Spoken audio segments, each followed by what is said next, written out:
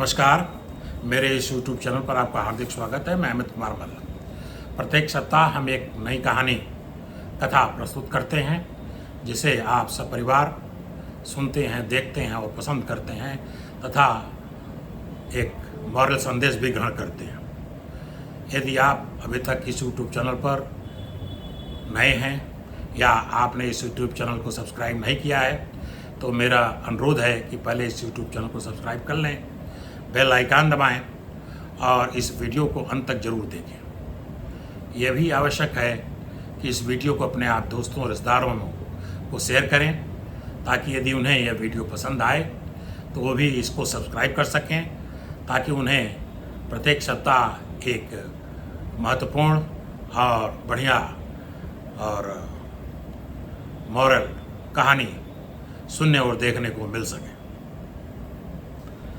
आज की जो कहानी है वो राजस्थान की है, जहाँ पर एक छोटी स्टेट थी और उसके राजा अंग्रेज़ों से बहुत प्रभावित थे और एक प्रकार से आप कह लीजिए कि वो उनके फॉलोअर थे।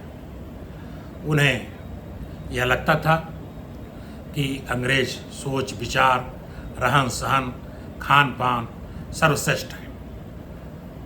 वे मानते थे कि भारतीय परंपरा, रहन सहन, खान पान, सोच विचार के आगे अंग्रेज़ों का खान पान, रहन सहन, सोच विचार, कपड़ा पहनावा सब बेहतर है। इस अंग्रेज भक्ति में वे अनायास ही हिंदू धर्म और संस्कृति से विलग हो गए और वे उसको उतना महत्व नहीं देने लगे। उस छोटे स्टेट के राजा का जो दीवान था वह भारतीय सभ्यता, संस्कृति, रहन सहन में विश्वास करता था, सोच विचार में विश्वास करता था और वो चाहता था कि उस स्टेट के राजा अपना अंग्रेज प्रेम छोड़ दें, अंग्रेज सभ्यता के प्रति लगाव छोड़ दें और भारत देश के प्रति, भारतीय सभ्यता के प्रति अपना लगाव रखें। उसने कई बार प्रयास किया लेकिन वो स्टेट के जो राजा थे वह समझे नहीं और वो अपने सोच विचार को ही श्रेष्ठ मानते रहे। जो उनका दीवान था, जो देशभक्त था, भारत भक्त था, उसे स्वामी विवेकानंद पर विश्वास था।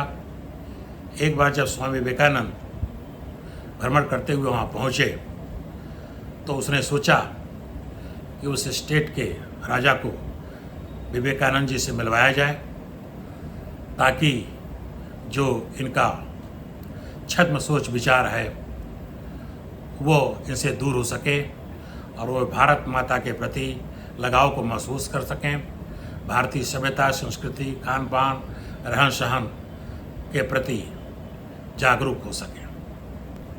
दीवान ने बड़ी होशियारी से राजा को समझाया कि विवेकानंद जी बहुत विद्वान हैं, बहुत पढ़े लिखे हैं, समझदार हैं और आप इनसे मिल लीजिए। आप उनकी बात से सहमत होइए ना होइए, लेकिन एक अच्छे योग्य विचारवान व्यक्ति से मिलने में कोई बुराई नहीं। राजा को यह लगता था कि वह अपनी बात पे दृढ़ है, वह अपनी बात पर मजबूती से खड़े हैं और लॉजिकल खड़े हैं। इसलिए उन्होंने कहा कि ठीक है, मैं विवेकानंद जी से मिल लूँगा।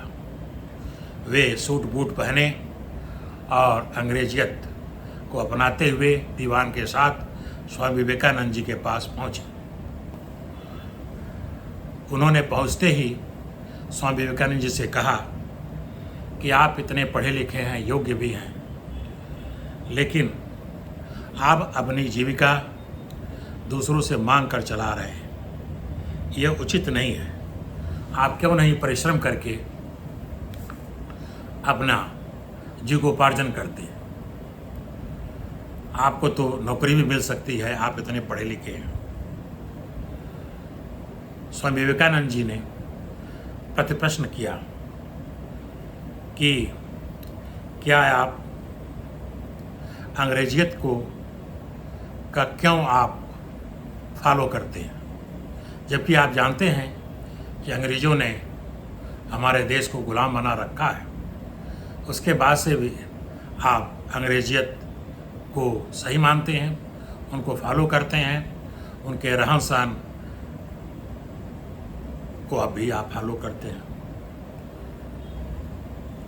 जो राजा थे स्टेट के, उनको कुछ समझ में नहीं आया तो उन्होंने कहा कि मैं इसलिए ये करता हूँ क्योंकि मुझे इसमें आनंद आता है।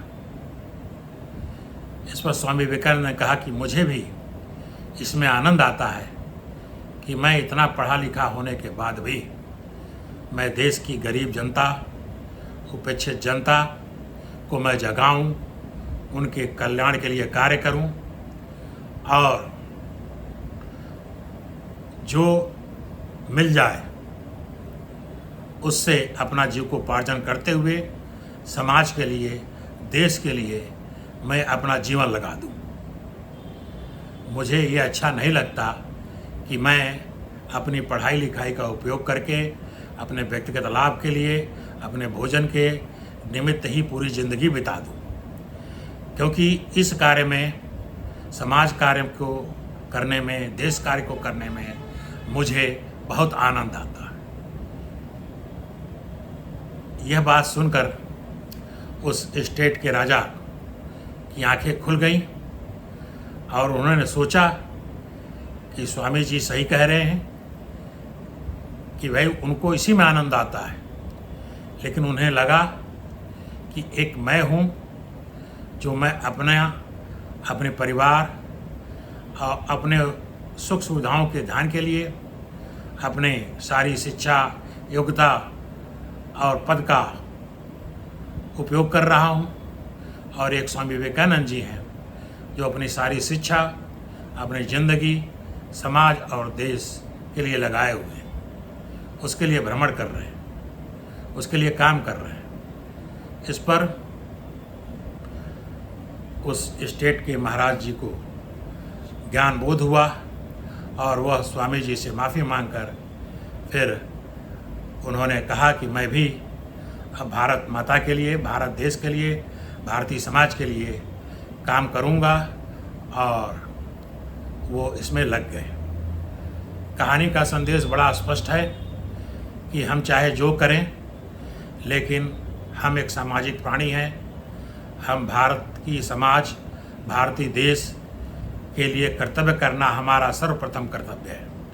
यह प्रत्येक भारतवासी को ये समझना चाहिए और उसकी सबसे प्राथमिकता ये होनी चाहिए। उम्मीद है कहानी का संदेश आप तक पहुंच गया होगा। आप इस कहानी के बारे में क्या सोचते हैं, आप कमेंट बॉक्स में ज़रूर लिखें, और यदि अभी भी आपने इस यूट्यूब चैनल को सब्सक्राइब नहीं किया है तो ज़रूर सब्सक्राइब कर लें, बेल आइकन दबाएं, और इस वीडियो को अंत तक देखने के लिए धन्यवाद। इसी के साथ यह भी कहना होगा कि आप इस वीडियो को अपने दोस्तों और रिश्तेदारों में ज़रूर शेयर करें, ताकि पॉजिटिव थाट, पॉजिटिव स्टोरी हर तक पहुंच सके। अगले सप्ताह फिर एक नई कहानी के साथ आपसे मिलेंगे। धन्यवाद, नमस्कार। मैं अमित कुमार मल।